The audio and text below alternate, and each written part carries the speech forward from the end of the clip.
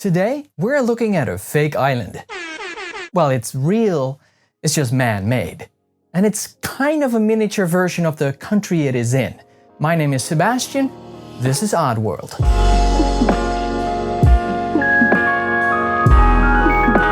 There's this saying, God made the world and the Dutch made the Netherlands. And one thing the Dutch made was the Flevopolder, the largest artificial island in the world at a whopping 970 square kilometers, 92 times larger than the second biggest island, Zuiderzee International Airport, at nearly 11 square kilometers. The Flevopolder is such a large artificial island, it even became the Netherlands' 12th province. And if you zoom out and squint a bit, it kind of looks like a somewhat simplified version of the Netherlands itself, within itself. For centuries, the Dutch worked to keep their feet dry, and in doing so, we gained a lot of knowledge in water engineering and management. The Flevopolder was only part of a plan that included thousands of square kilometers of fresh new agricultural land for the Dutch. Planning to reclaim the South Sea, the Zuiderzee or South Sea Works, started halfway the 19th century, with the oldest plan being from 1848. Eventually it would be the Plan Lely from 1891 and the Zuiderzee from 1918 that set the ball rolling. It would take almost another 60 years to complete. The Wieringermeerpolder was the first part of these land reclamation works. Shortly after that, the Amsteldiepdam and the consequent closure of the South Sea in 1932 created a new, large freshwater lake now dubbed the IJsselmeer.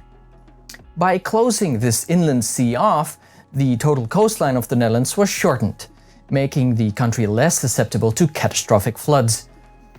Although sadly, the 1953 North Sea flood would prove that more work was needed, but that's for a different video.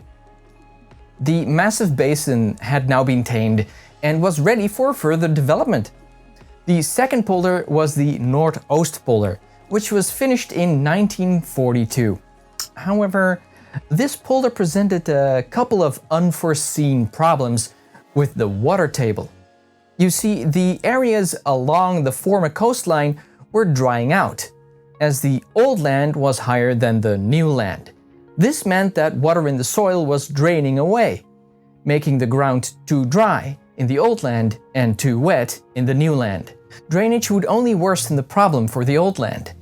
To prevent this problem from happening again, the much larger Flevopolder was to be made into an island instead. By separating the new land from the old land, it would make managing the different water tables much easier. The Flevopolder was built in two parts between 1950 and 1967.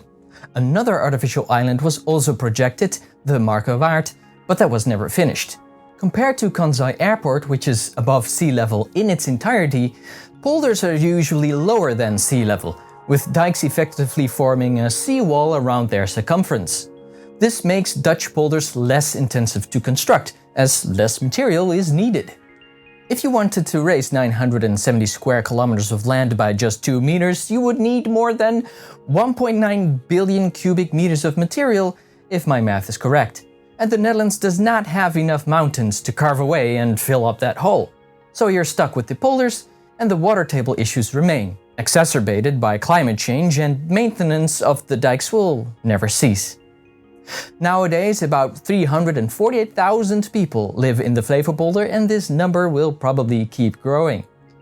Subscribe if you want more of these and other map and geography related videos. Click that bell if you want to be notified, or just use YouTube's subscription page. Thank you for watching, and I'll see you soon.